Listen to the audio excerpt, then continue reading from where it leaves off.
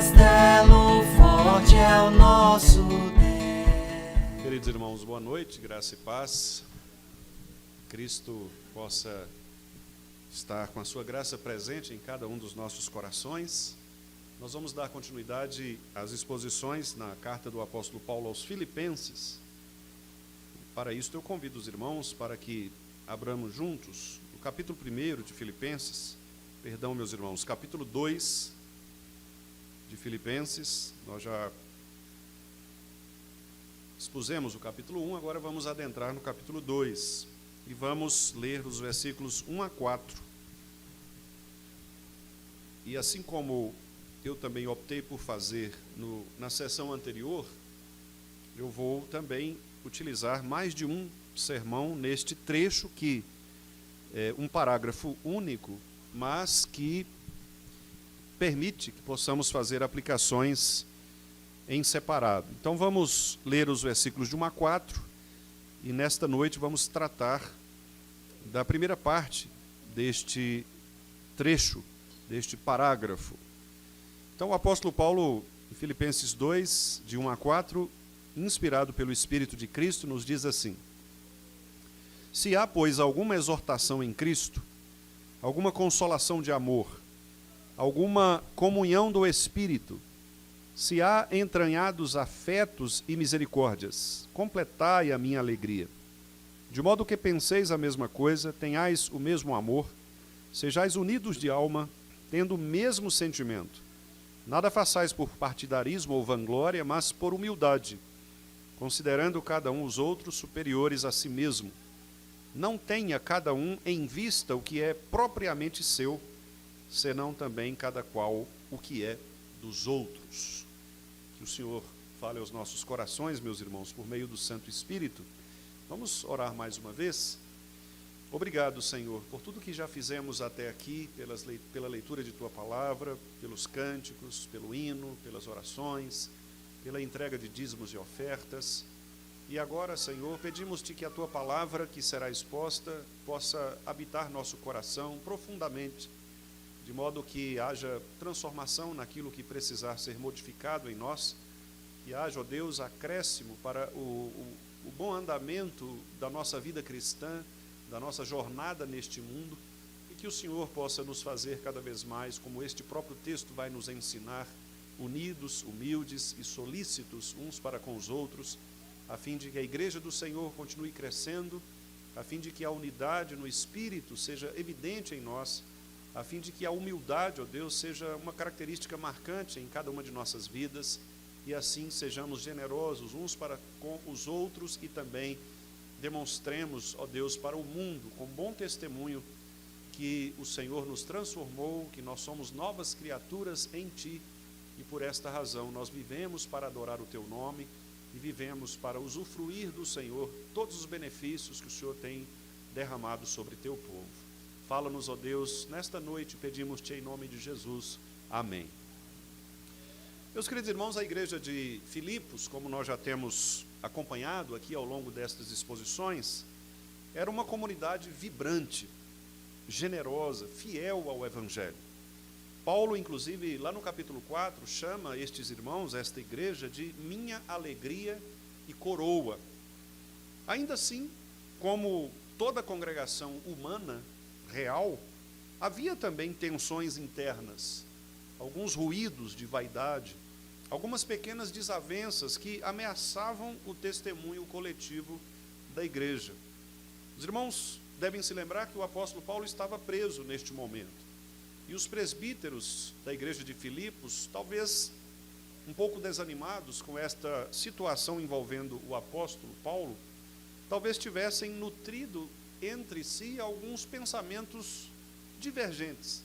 Isso também era possível perceber na vida da igreja. Embora fosse uma igreja elogiosa e elogiável, nós vamos perceber ao longo das exposições que Paulo insiste no fato de que aqueles irmãos precisavam ainda repensar o aspecto da sua unidade interna. Porque nós sabemos que os perigos a respeito do Evangelho, eles vêm de fora.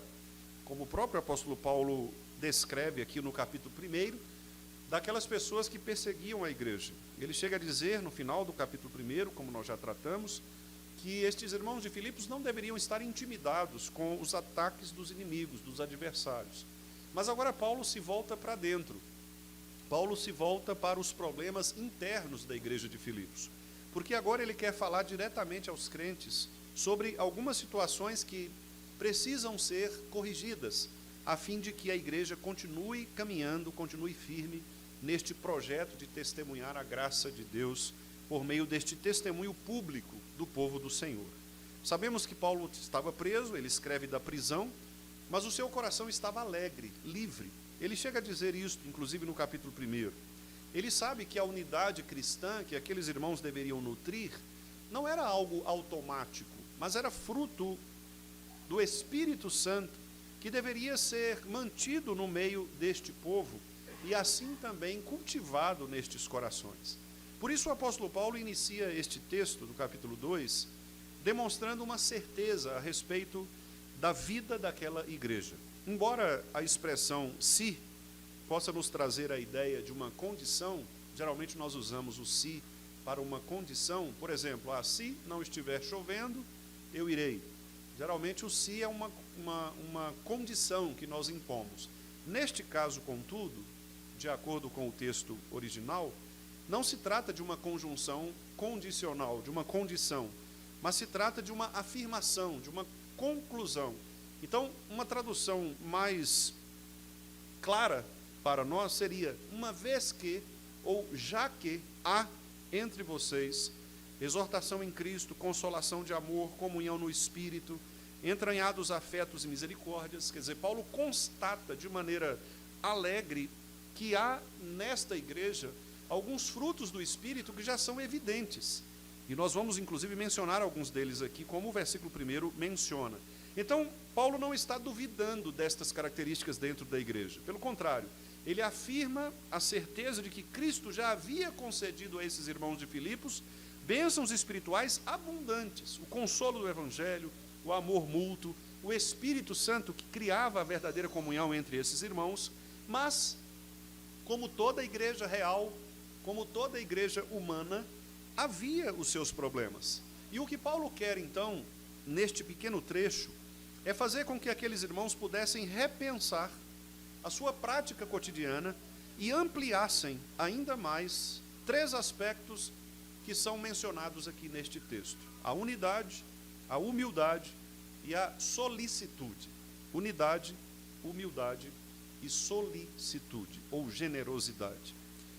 Em primeiro lugar, Paulo diz: se há, pois, algum estímulo em Cristo, ou alguma exortação, a palavra exortação significa estímulo, algum conforto de amor, a palavra consolação significa conforto, alguma comunhão do Espírito, se há entranhados afetos e misericórdias. Neste versículo 1, Paulo então lembra à igreja o que ela já possui por ter sido transformada pelo poder do Evangelho. Ele não quer que nós produzamos estas coisas por esforços próprios. Paulo não está pensando aqui nos méritos que nós possamos apresentar diante do Senhor. Pelo contrário, ele sabia que Deus havia concedido a estes irmãos todos estes benefícios. E então, ele mostra que a unidade cristã, ela nasce de 4 realidades, ou de 4 fundamentos. Primeiro, o encorajamento em Cristo, que ele chama de estímulo, ou exortação em Cristo, como estamos vendo aí, logo na primeira linha do versículo 1 do capítulo 2. Alguma exortação em Cristo, ou encorajamento em Cristo, ou estímulo em Cristo. Ou seja, a unidade cristã, ela é renovada por Cristo Jesus, que nos anima a permanecer no propósito de viver dignamente o Evangelho do Senhor, como está lá no versículo 27 do capítulo 1 que nós já expusemos. Vivei, acima de tudo, por modo digno do Evangelho. Viver dignamente também inclui ser estimulado por Cristo na nossa vida diária. Paulo diz que uma outra realidade que constitui a unidade cristã é o consolo do amor, que aqui aparece como alguma consolação de amor. O que significa isto? Significa que a unidade da igreja, ela também age amorosamente para curar as feridas dos relacionamentos quebrados. É por isso que a igreja se torna um hospital espiritual, onde as pessoas podem vir e serem curadas das suas feridas relacionais, porque a palavra de Deus produz esta mudança no coração, e o amor entre os irmãos também fortalece os vínculos relacionais dentro da igreja. A terceira realidade que Paulo coloca é a comunhão do Espírito, alguma comunhão do Espírito, que significa que o Espírito Santo é que mantém unidos aqueles que naturalmente, por causa do pecado, se afastariam. Nós aqui, meus irmãos, se fôssemos observar por experiências pessoais, por gostos pessoais, por uma dinâmica pessoal, nós não ficaríamos juntos uns dos outros. Porque nós temos as nossas preferências, temos as nossas escolhas, mas o que nos faz sair das nossas casas, sair da nossa particularidade, da nossa individualidade, nos encontrarmos aqui todos juntos, ainda que tenhamos alguma diferença com alguma outra pessoa?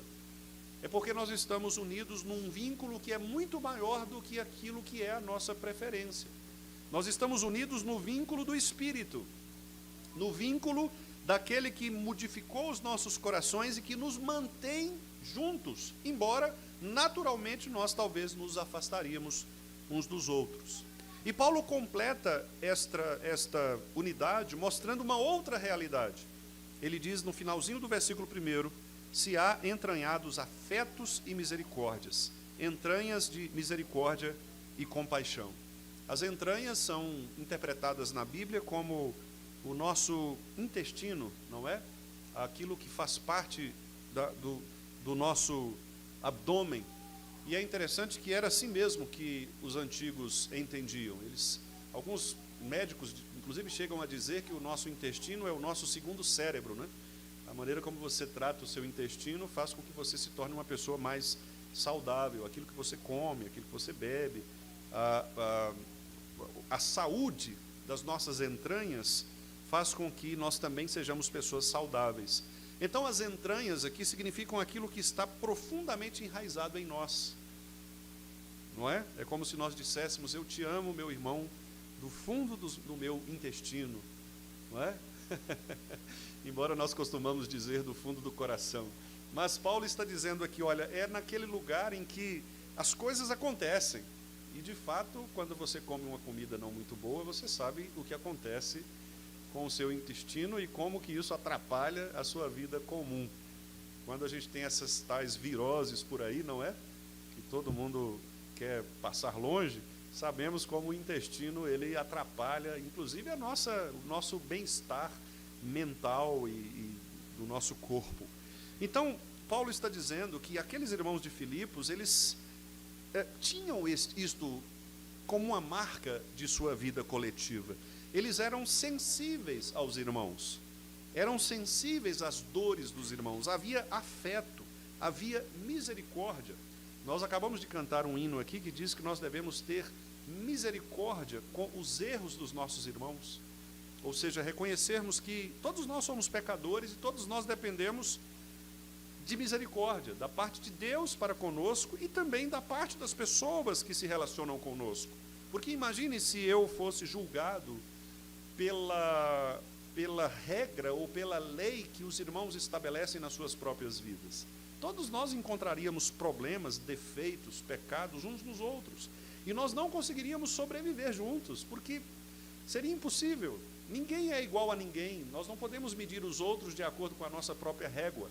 Então, por isso, nós precisamos ser misericordiosos com os erros dos nossos irmãos. Precisamos também de afetos.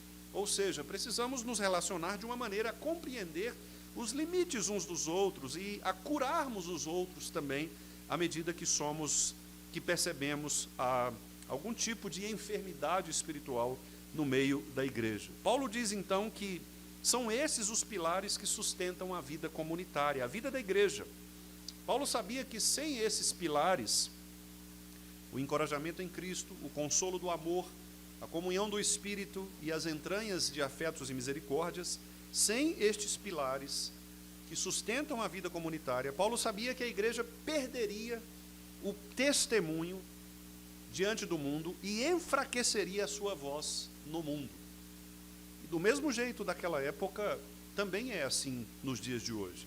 Quando a igreja vive sem o encorajamento que vem de Cristo, sem o consolo amoroso que sara as feridas relacionais, sem a comunhão do Espírito que mantém unidos aqueles que foram eleitos por Cristo, e sem a misericórdia e os afetos de uns para com os outros, esta igreja também perde o seu testemunho e também se enfraquece em relação à sua voz no mundo. Por isso, então, no versículo 2, Paulo escreve: completem a minha alegria, completai a minha alegria. Aqui, o apóstolo quer dizer que ele já tinha por Filipos uma alegria além da conta.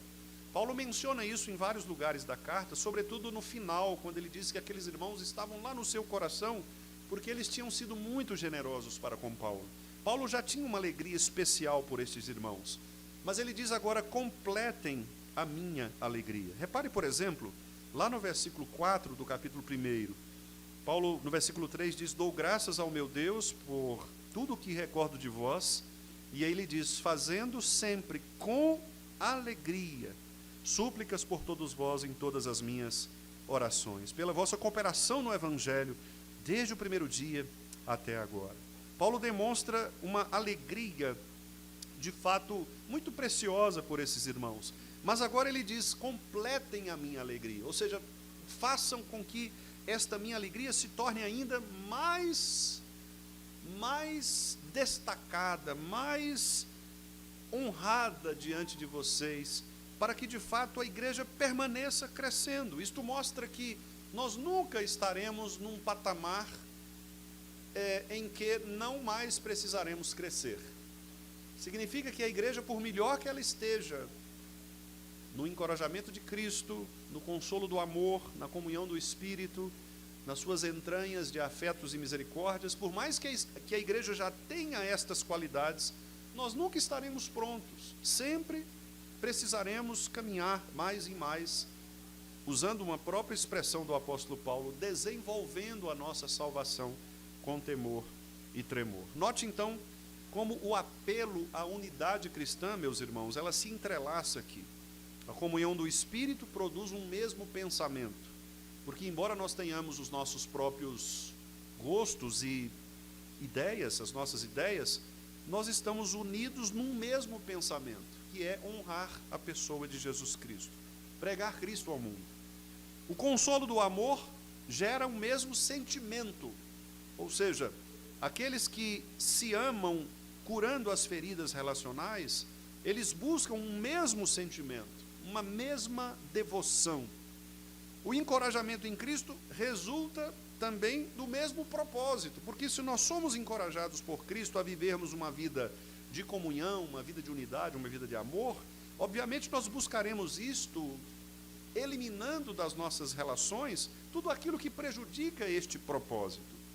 A verdadeira alegria do apóstolo Paulo aqui é ver a igreja desta maneira, unida não por aparência apenas, mas em razão do Evangelho.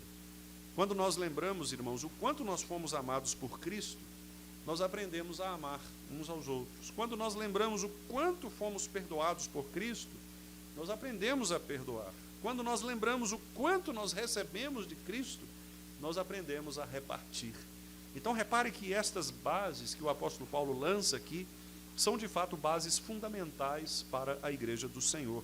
Completem a minha alegria, de modo que vocês possam pensar a mesma coisa. Obviamente Paulo não está falando que nós não possamos ter ideias diferentes em torno de projetos da igreja.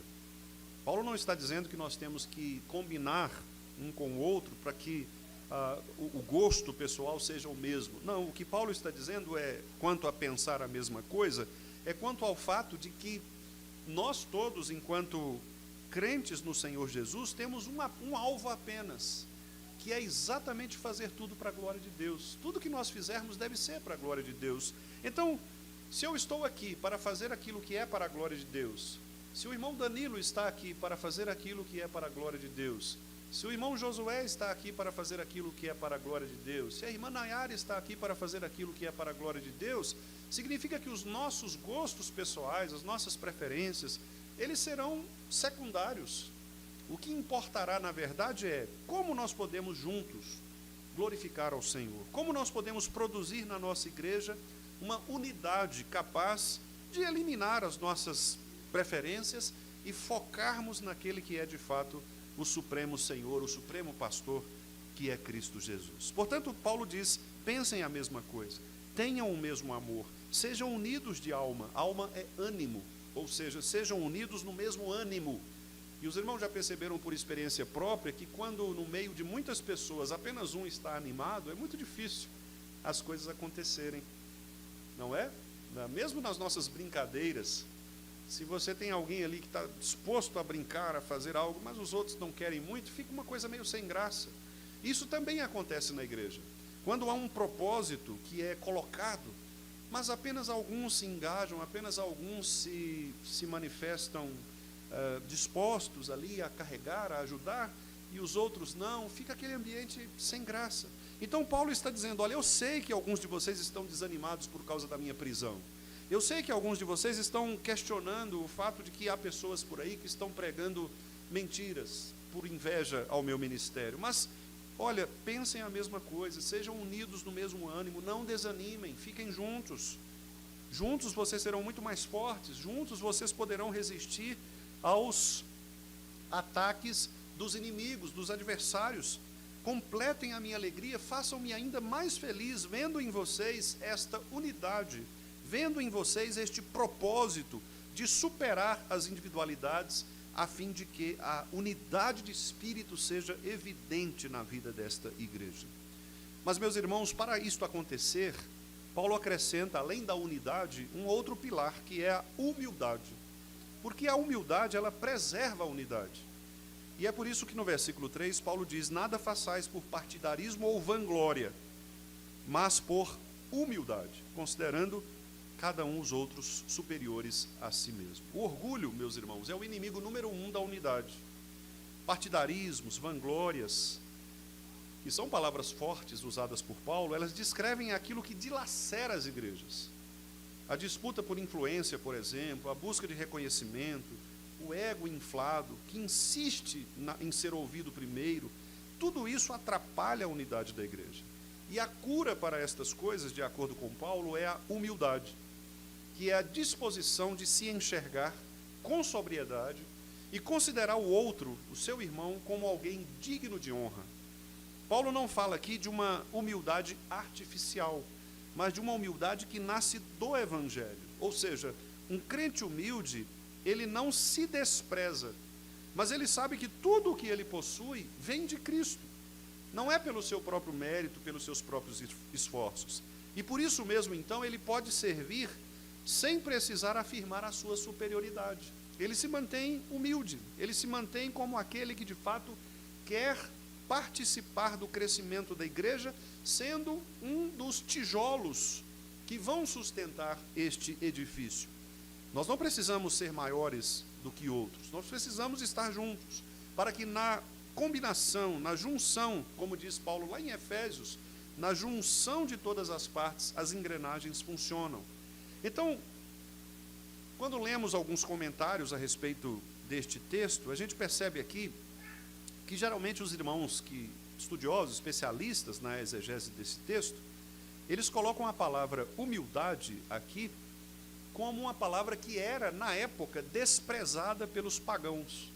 William Hendrickson, por exemplo, no seu comentário aos Filipenses, ele fala a respeito disso. A humildade era desprezada pelos pagãos porque ela era associada à fraqueza. Alguns achavam que ser humilde era ser fraco. Aliás, no século XX, surgiu também um filósofo, Friedrich Nietzsche, e ele defendia essa mesma ideia. Nietzsche chegou a dizer, por exemplo, que o Deus bom era o Deus do Antigo Testamento, porque o Deus do Antigo Testamento, ele mandava esmagar a cabeça das crianças contra as pedras. Mas o Deus do Novo Testamento, diz Nietzsche, é um Deus fraco, porque ele ensina as pessoas compaixão, ele ensina as pessoas se entregarem, dar a outra face quando são feridas. E ele dizia, esse cristianismo aí, ele acabou com o ser humano, ele acabou com o homem, porque o homem perdeu a força, o homem enquanto ser humano. É óbvio que nós não concordamos com isto, com esta visão existencialista de Nietzsche. Pelo contrário, A humildade que Jesus nos ensinou e que também está presente já no Antigo Testamento, é uma humildade que é uma virtude de uma vida que é transformada pela graça de Deus, que nos faz nos curvarmos diante do próprio Deus, percebendo que a atitude humilde, ela vai trazer para nós benefícios importantíssimos e duradouros. Às vezes nós pensamos que a humildade, ela nos faz fracos, mas Paulo, irmãos, a transforma aqui numa virtude cristã. Paulo diz que a humildade é a força que se curva por amor. Ele diz, com uma atitude humilde, considerando o outro como melhor do que a si mesmo. É claro que Paulo não está dizendo, isso não significa aqui negar os nossos próprios dons. Ora, existem dons que são específicos, e é óbvio que no meio de nós há irmãos que são muito mais capacitados do que outros.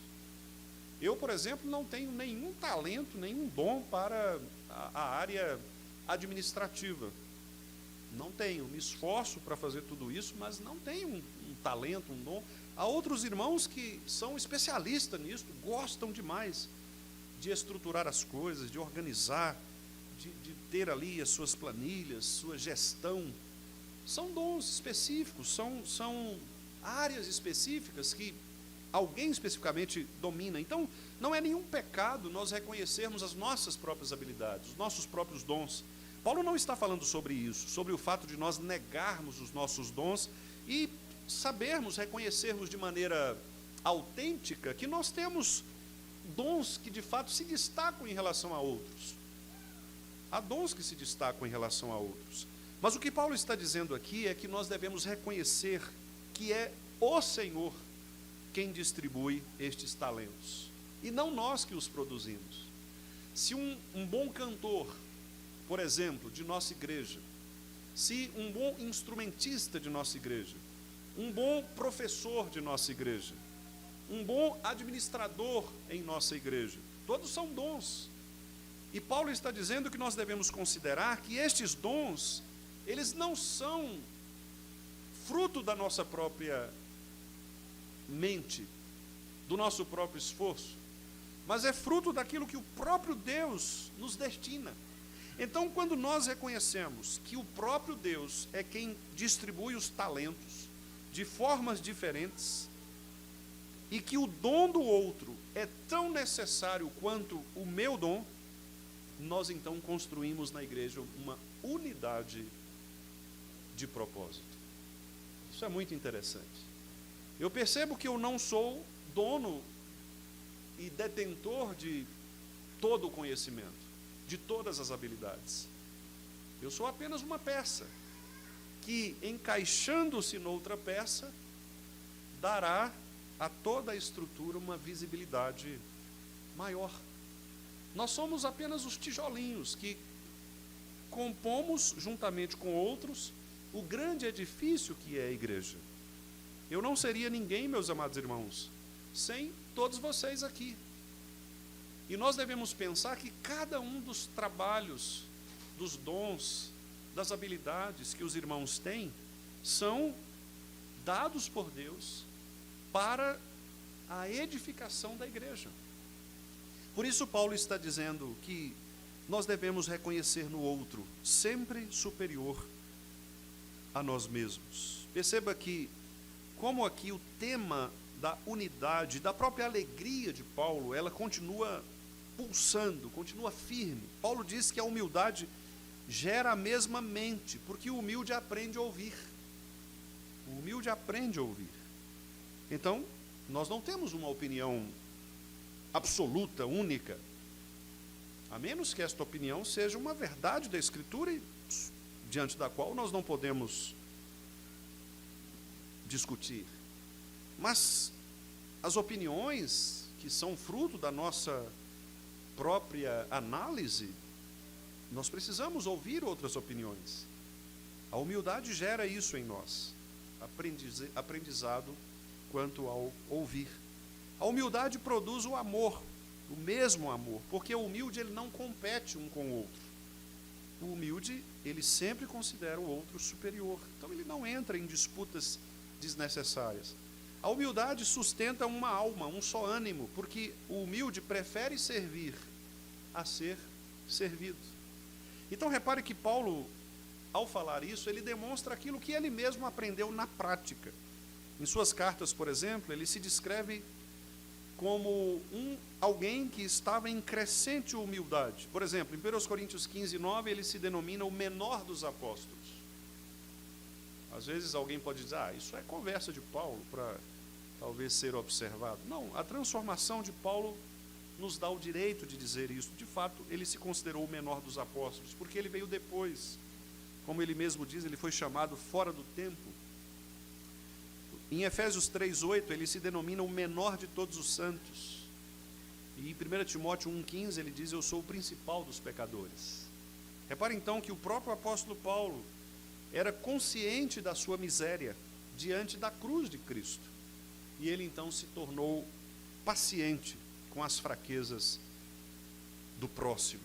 Muito embora ele tenha, mesmo sendo paciente, também ao mesmo tempo ensinando a igreja a viver uma vida de submissão à palavra do Senhor. Ele era duro quando precisava ser, era incisivo quando precisava ser, mas ele lutava não por ele próprio, não pela sua doutrina, mas pela doutrina de Cristo. Quando ele, por exemplo, confronta os Gálatas, dizendo, olha, vocês estão mudando de um evangelho tão rapidamente, o que levou vocês a fazer isso?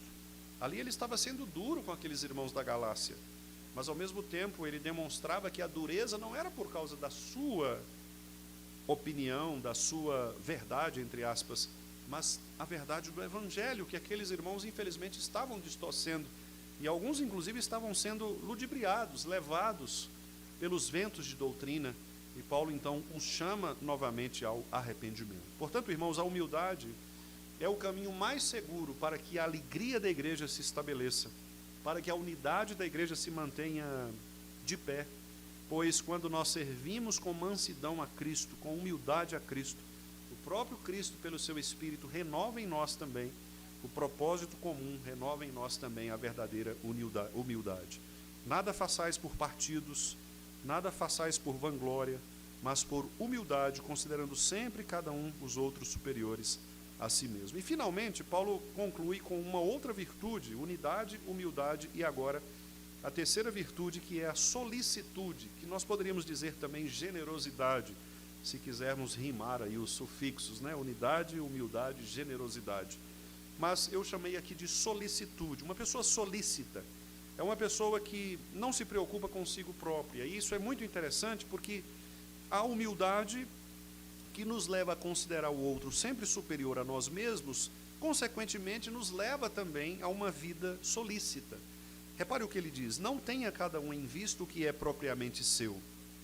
Ou seja, não atente cada um para o que é seu, individual, mas cada qual também para o que é dos outros.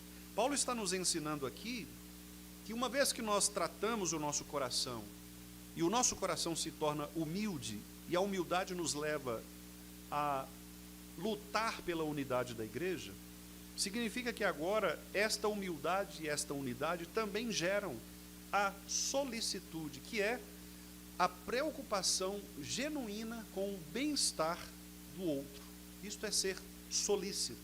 Uma pessoa solícita é uma pessoa que não vive sozinha, é uma pessoa que reconhece a necessidade genuína do seu próximo, ele se preocupa com o outro, ele olha para a igreja e ele não vem para a igreja olhando apenas para si, mas ele percebe cada situação, cada detalhe, e ao perceber alguma necessidade de algum irmão, ele se esforça para fazer com que aquele irmão receba o que ele de fato precisa. O apóstolo não diz aqui que nós devemos negligenciar as nossas próprias responsabilidades, ou seja, cuidar de nós mesmos. Mas nós devemos olhar, irmãos, com generosidade para as necessidades dos nossos irmãos, para a necessidade da igreja. Porque solicitude também é uma ponte entre mim e o outro. Alguém que se torna solícito é alguém que se preocupa com o irmão e por isso ele cria um relacionamento, uma ponte relacional que vai manter a humildade, a unidade, e vai demonstrar humildade. Então, novamente aqui o texto ecoa aquilo que está lá no versículo 2 que nós já tratamos. Pensar a mesma coisa, ser unido em amor, unido em ânimo, tendo o mesmo sentimento. A solicitude, então, de que Paulo diz, ela é expressa ou expressa de maneira prática a nossa fé madura. Por quê? Porque uma pessoa solícita, ela revela o cuidado espiritual pelo próximo. É alguém que ora, é alguém que encoraja, é alguém que exorta com amor. Meus irmãos, como é bom, como é agradável para nós sermos cuidados, sermos pastoreados. Se não me engano, foi na semana passada que raramente eu faço isso, não gosto de fazer isso, mas precisei ir ao banheiro, porque eu percebi que eu ia ficar mais tempo aqui na pregação, então eu precisava ir ao banheiro.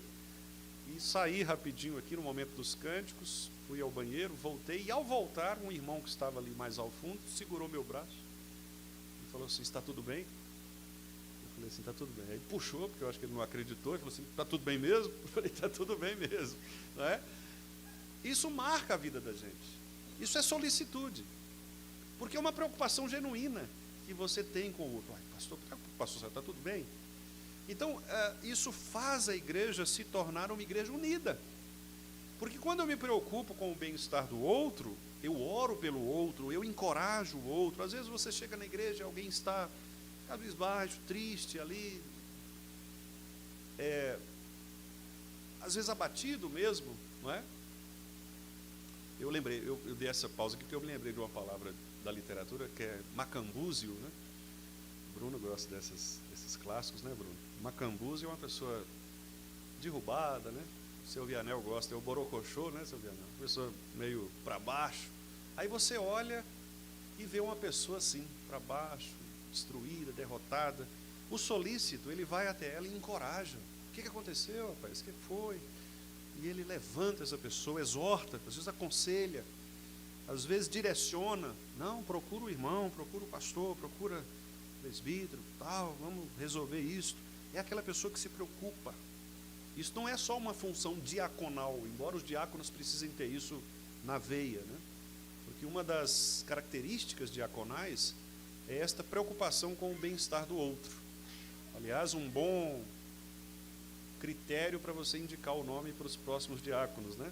Alguém que tenha na veia a preocupação pelo outro.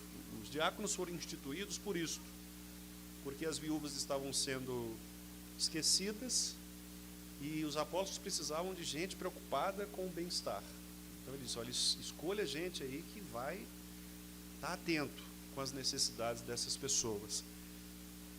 Mas não é só o diácono, é a igreja. Todos nós somos chamados para servir.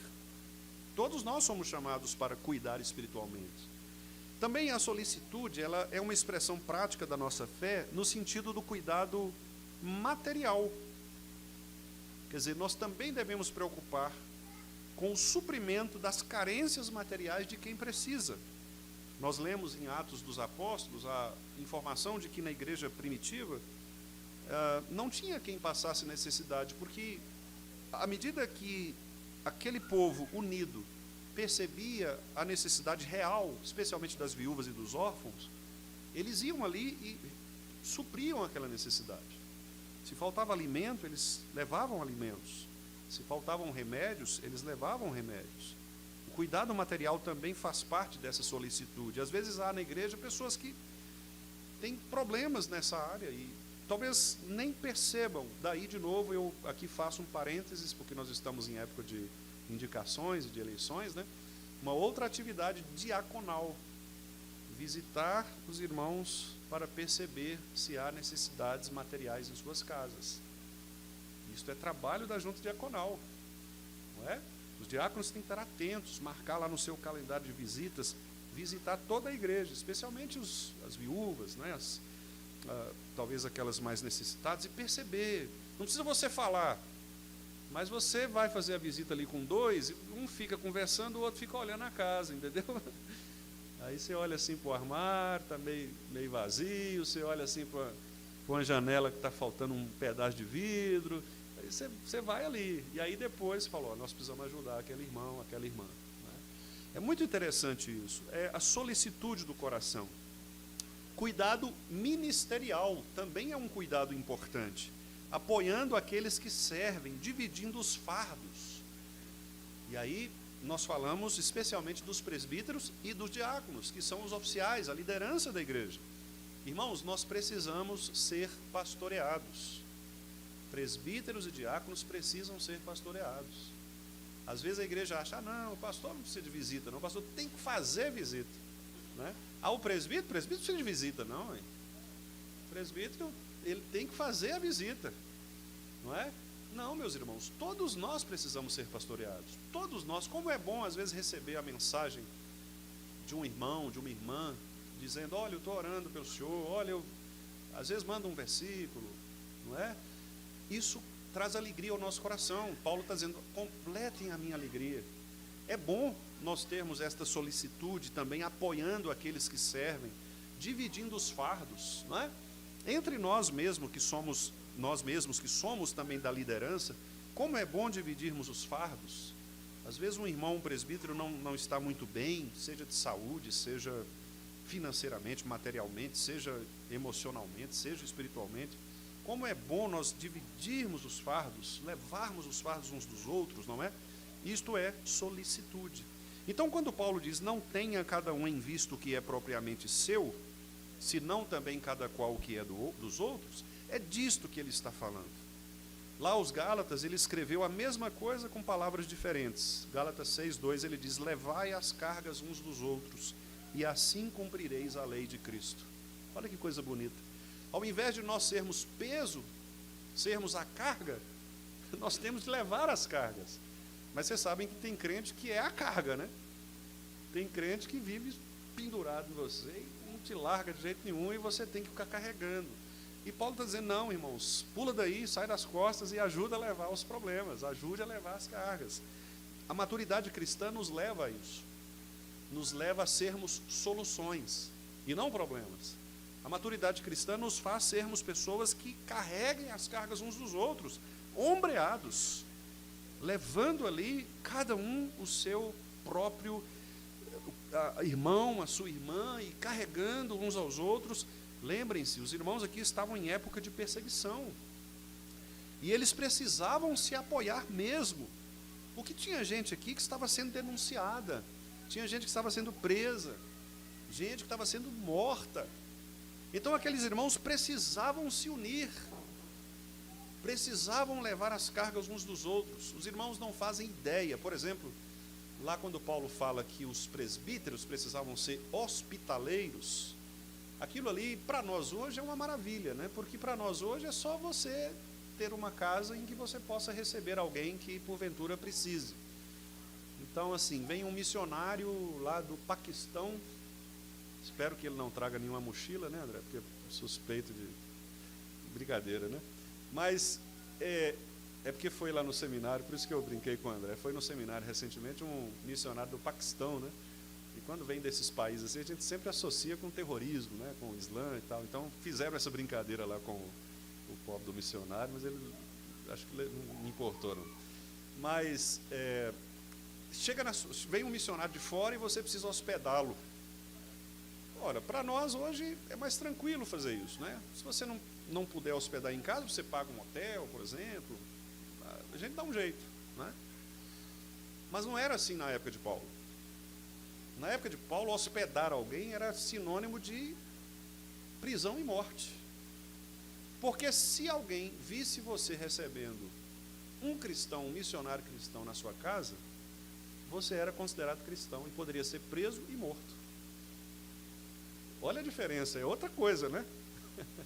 Quer dizer, então quando Paulo fala assim, os presbíteros precisam ser hospitaleiros, o que ele está querendo dizer é o seguinte, olha, vocês têm que estar prontos para receber, para acobertar aqueles que são perseguidos por causa do Evangelho, por causa da justiça. Veja o peso disso, é muito maior, nós nem fazemos ideia, porque na nossa geração essas coisas não acontecem, pelo menos por enquanto, porque não somos fisicamente perseguidos, mas nas igrejas hoje que são perseguidas, isso acontece. Se um missionário chega e ele vai para uma casa e alguém identifica aquilo como sendo cristão, ele pode ser preso, morto, perseguido, né? Nós temos narrativas que tratam disso, filmes que retratam isso e que demonstram, né, essa realidade cruel de pessoas que se escondiam nas casas dos amigos, dos vizinhos, para sustentarem a sua fé, e eram depois carregados, levados e presos e mortos. À medida que a solicitude cresce, a alegria também aumenta. Ou seja, há um mesmo sentimento, um mesmo amor, um só ânimo. A igreja, então, deixa de ser, irmãos, apenas um conjunto de pessoas que frequentam o mesmo lugar, o mesmo culto, e passa a ser uma família que carrega mutuamente uns aos outros até o céu. Eu quero, então, concluir repetindo aqui as 3 palavras: unidade, humildade e solicitude, mostrando que, de acordo com Paulo, estas 3 virtudes, elas não são opcionais, mas elas são marcas de um verdadeiro discípulo transformado por Cristo Jesus, o Senhor. Claro que a base é sempre a graça, porque Paulo diz que é a graça que nos transforma, é a graça que nos dá isso. O caminho é sempre a humildade, e o fruto é sempre o amor que serve. O que o apóstolo Paulo então deseja, o que Cristo requer de nós, é que nós sejamos uma igreja unida pelo amor e pela cruz, sabendo que nós temos exortação em Cristo, temos consolo de amor, temos comunhão no Espírito e temos afetos e misericórdias entranhados. Portanto, aumentemos esta alegria, aumentemos a alegria pastoral, da liderança, de todas as famílias da igreja. Como que nós vamos aumentar isto? Pensando a mesma coisa, tendo o mesmo amor, sendo unidos neste ânimo de lutar pelo mesmo sentimento, pelo mesmo propósito, não fazendo nada por partidos ou vanglória, mas humildemente, considerando os talentos, os dons dos meus irmãos, sempre superiores a mim mesmo, a fim de que eu possa também colaborar, cooperar de maneira solícita e generosa com todos, para que todos cresçamos juntos na graça e no conhecimento de Cristo Jesus, o nosso Senhor. Meus queridos irmãos, que o Espírito Santo, então, nos conceda a graça de pensar a mesma coisa, amar o mesmo amor de Cristo e caminharmos juntos com um só coração, com o grande propósito de que o mundo veja as nossas boas obras e glorifiquem a nosso Pai que está nos céus. Amém. Que Ele nos abençoe.